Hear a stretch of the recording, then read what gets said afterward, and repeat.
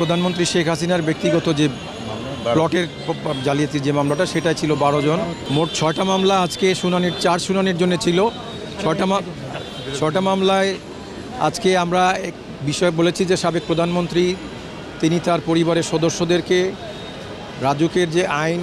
বিধি এবং নীতিমালা ছিল সেগুলো ব্রেক করে কর্মকর্তাদের সহায়তায় তাদের প্ররোচনায় অর্থাৎ তার প্রভাবে এবং তার দ্বারা প্রভাবিত হয়ে গণকর্মকর্তারা তাকে যে সহযোগিতা করেছেন সেই সমস্ত বিষয়ে আমরা উল্লেখ করেছি এবং সেই উল্লেখের প্রেক্ষিতে বিজ্ঞ আদালত সেগুলো শুনেছেন এবং রেকর্ডপত্র যাচাই করে পর্যালোচনা করে তিনি তাদের বিরুদ্ধে চার্জ গঠন করেছেন। টোটাল আসামির সংখ্যা হচ্ছে মোট 27 জন।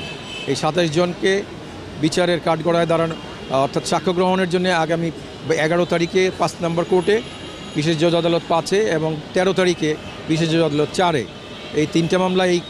4-এ এবং 3টে মামলা 5 নম্বর কোর্টে 2টা তারিখে বাদীদের সাক্ষ্য গ্রহণের জন্য ধার্য করা হয়েছে।